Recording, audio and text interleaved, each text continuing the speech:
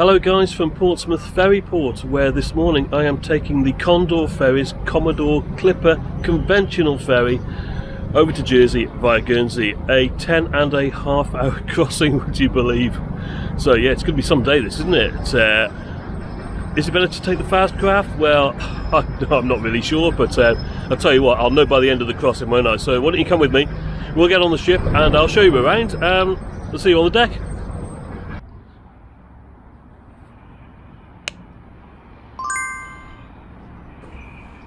I was staying near the Hard Interchange bus station, so naturally I took the bus down to the ferry terminal. There are lots of buses that will drop you off on the road outside. I took the 700 and that cost me £1.90. Condor Ferries sent me a text about 3 hours before the sailing with check-in times, etc. And check-in was a simple affair. You just walk up to the desk, provide your photo ID, and you're then handed a boarding card. Check-in for foot passengers was 08:45 on this morning's sailing, and the sailing time was 09:15. Through security, heading for the shuttle bus. I wonder if we'll get the ambulance like we did last time. I don't know, there's a few more people getting on the boat today though. Yeah, it turned out there were a couple of official Condor Ferries minibuses waiting to drive us onto the ship. And I would say there were around 15 foot passengers at this point, and no more than that. There was a slight delay whilst we waited for containers to be loaded on, and then we drove straight on board and up to deck 5, and then we took the green stairwell up to the passenger decks 7 and 8.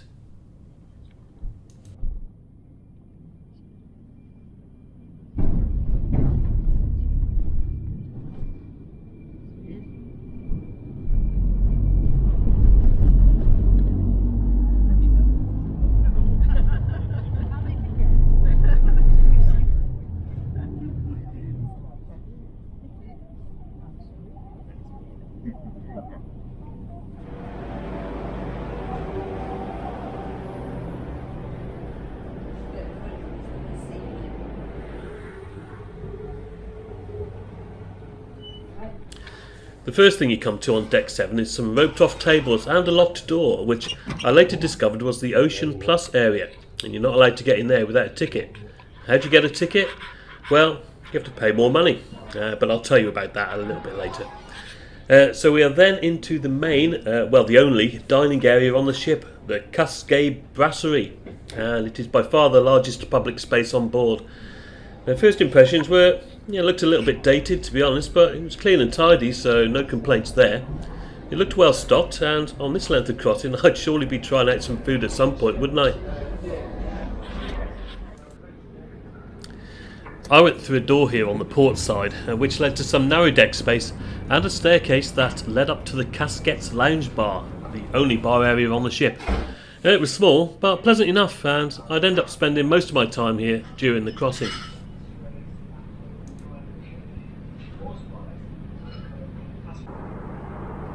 Right guys, I'm out on deck. There doesn't appear to be a massive amount of deck space on this ferry, which is a bit, I like a lot of deck spaces, so it's a bit of an issue, but then I can explore a little bit, see what I find. There's definitely stuff on the side, but not much on the stern, that I can see anyway.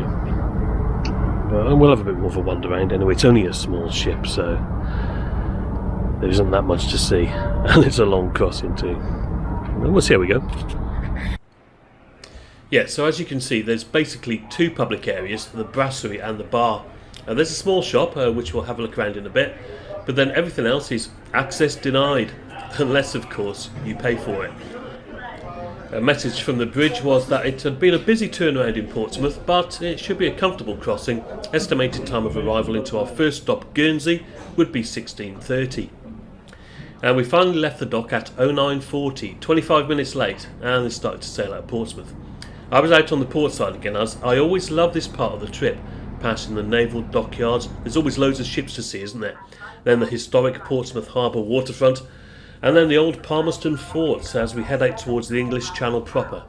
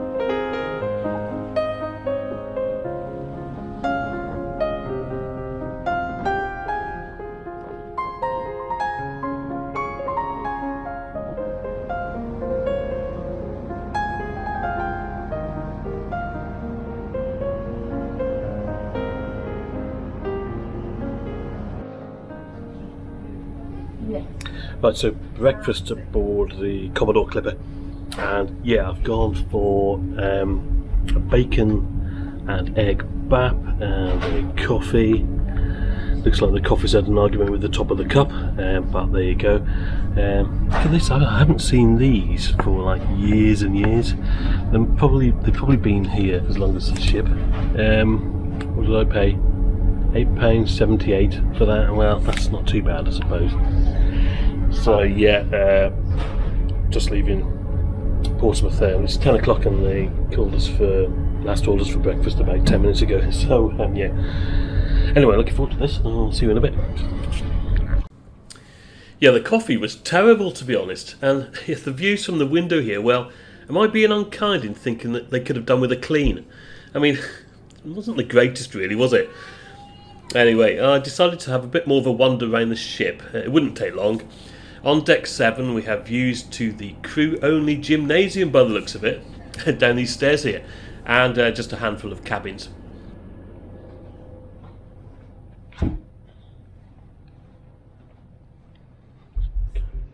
Back up on deck 8, notice the bar only takes up about half the available space here, the other half being the designated Ocean Club Class exclusive lounge. Onboard price to upgrade to the lounge for this crossing was £27.95, or £23.95 if you include it when booking online. And for that you get a complimentary selection of snacks, tea, coffee, a leather reclining table seat with seat power and reading lights. And of course you'll be able to convey an air of smugness as you walk past the ordinary public in the bar area.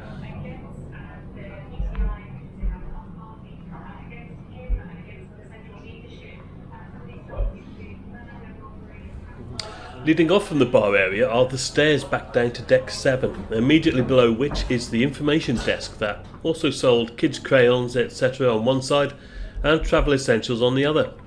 They will also sell you the lounge upgrades and cabins, by the way. And behind the information desk side we have a small duty-free shop selling the usual cigarettes and alcohol, plus some other random stuff and Toblerones obviously. And then we're back in the brasserie again, which was preparing for lunch. And I've got to say, it was really quiet on board and I was beginning to wonder where everyone was.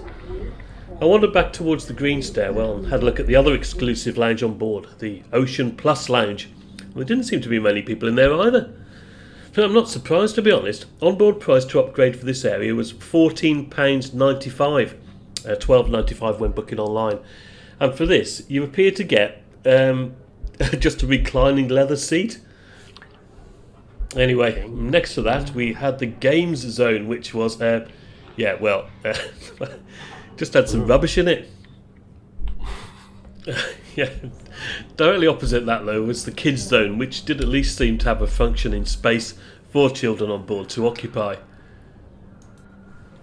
Yeah, just to show you the deck space on the ship, which is fairly similar on both sides on deck 7, this is it. So you have some plastic benches in some areas and a few rubbish bins and ashtrays, and then towards the stern a really small tight area for views looking back towards the freight on board and the ship's wake.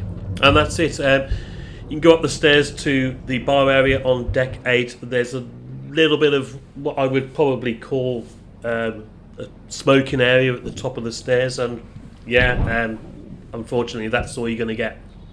So guys, about coming up to 2 hours into the journey now, and I'm back out on deck. There's not a lot of deck space, to be honest. I always think you've got some deck space right on the top of the boat, some open deck space, and then that's the best part of the ship for me. Well, I wandered up and down the deck for a bit. The sun was out. It was a really lovely day, and the crossing was really calm. To be honest, I should have brought a book or something just to keep me occupied, really, because although I do enjoy looking out to sea and just relaxing, I could have done with something else to pass the time. The ship does have Wi-Fi, but I couldn't get it to load up anything, and I know other passengers were struggling too. Back in the bar, the shutters were down, so I figured the staff must have been on their lunch break. That's fine, isn't it? I wandered about a bit more, and when they did open up, I treated myself to a pretty decent pint of Heineken. The other thing worth mentioning is that there are absolutely no power sockets in the public spaces, apart from this one, where, as you can see, myself and a couple of other passengers were balancing our phones. I mean, this is simply ridiculous, Condor Ferries. Please make charging points available for everyone, and not just use them as one of the supposed benefits of getting into your exclusive lounge. Otherwise, this kind of thing happens, doesn't it? Right then, guys. What's the time? 14:35. I reckon we've been on the move now for 5 hours or so. We're just going past Alderney. It's over there. Only one of the smallest of the Channel Islands, and the next stop is Guernsey, which I reckon you can almost see over there. The captain reckon we'd be there at 16:30. Got a bit. I don't know how long we stay there. I guess I'll just unload and then get some more other stuff on, and then off we go to Jersey. But yeah, it's all right. Really, I thought it's a beautiful day for it.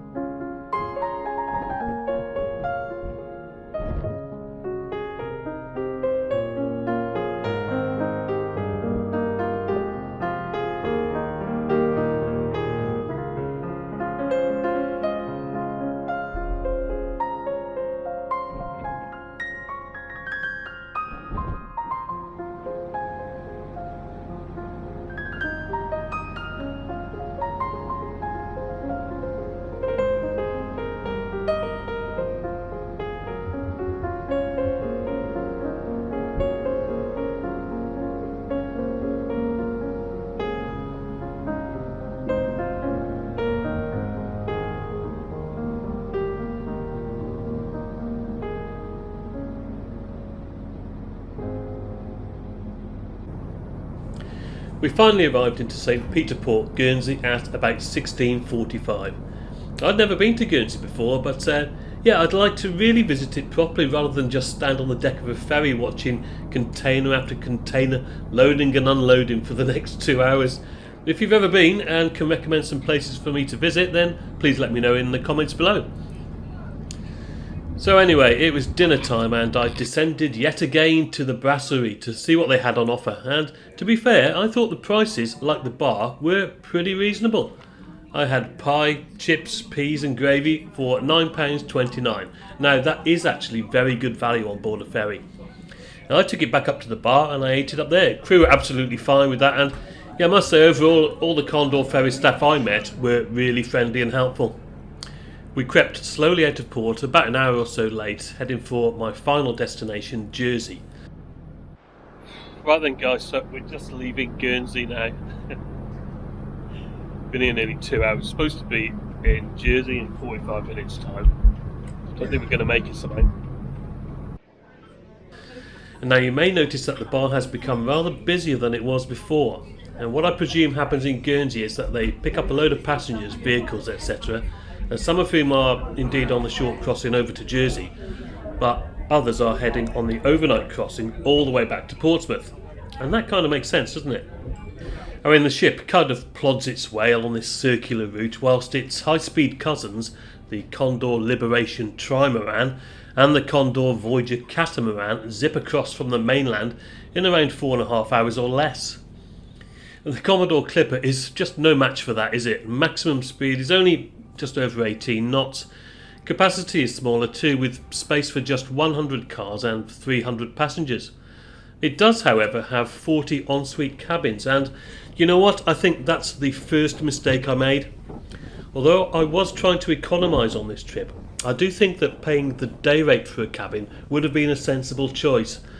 An inside cabin would have been £45 booked online, or £55 on board, and that would at least have given me somewhere to go and chill out for a bit and even have a quick sleep here, which would have passed the time. As it was, I just wandered around between the bar and the deck for most of the crossing.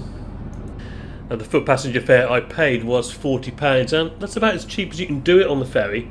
It's £10 more expensive on the fast craft from Poole to Jersey, and that was potentially my second mistake. Should I have paid £50 and taken the quicker route? And that would have left later in the day, and it would have given me more time to spend in Jersey too. What would you have done? Please let me know in the comments below. And just to say, I'm normally fine with the slower conventional cruise ferries, and when seas are rough, well, maybe you've got more chance of this one going than any of the others. But in itself, well, I just don't think this ship is very passenger friendly. And there's hardly any deck space, and some of the interior space could be better utilised as well. And believe it or not, it's less than 25 years old, but it already looks and feels a bit tired to me. As I understand it, Condor Ferries are now owned by Brittany Ferries and some other investment company, and maybe they need to spend some money either modernising it and enhancing the passenger experience, or just consider replacing it with something a little bit more up to date. I don't know, maybe I'm missing the point. Maybe I should have just taken the high-speed crossing like any other sensible foot passenger would have done. Anyway, I didn't think I'd have long to go now before setting foot on Jersey soil, but guess what? There would be more hold-ups to come. Enjoy the views in the meantime, and I'll speak to you again once we arrive.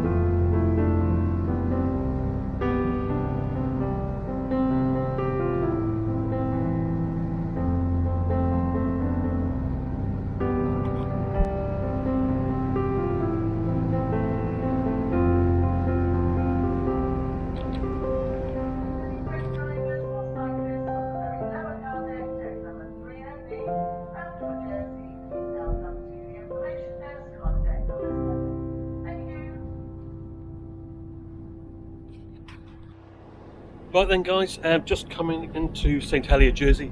Yeah, around about an hour late. Yeah, what do you think of that? Yeah, it was a long trip. I think it's fair to say. Some good bits and bad bits, I think. Would I try the conventional ferry again? No, probably not. But the Condor Ferry staff were great, and the prices were pretty reasonable as well. So I think that yeah, I'll try it again with Condor Ferries, but maybe on their fast craft next time.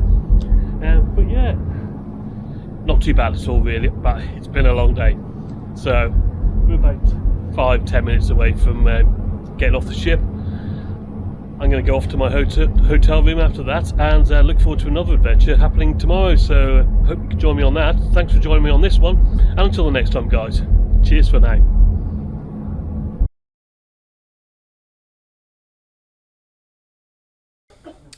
So what happened next? Well, all foot passengers were asked to wait in the brasserie area by the green stairwell.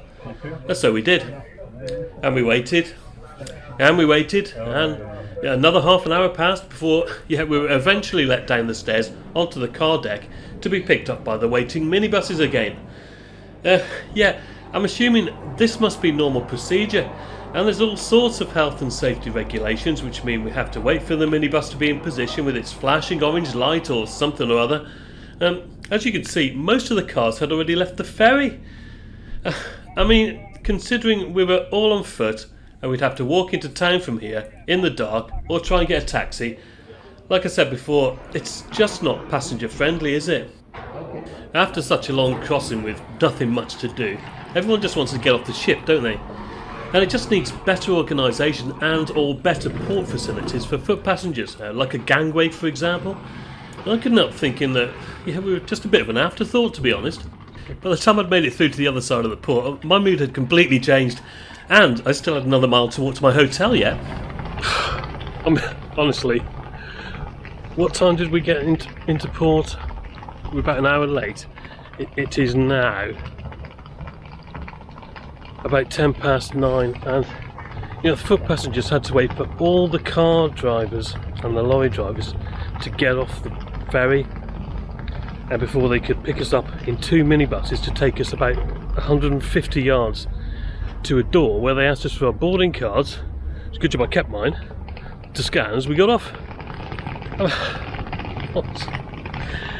Over 12 hours I've been on that bloody boat, and will I do it again? Absolutely no chance. There's just, oh no, just no. I mean, Condor Ferries, the staff in the main were pretty good, and the prices were fairly reasonable. So yeah, I'd take the fast craft again, possibly. But honestly, I mean, it was slow with a capital S and about 6 O's in it. It was just, yeah.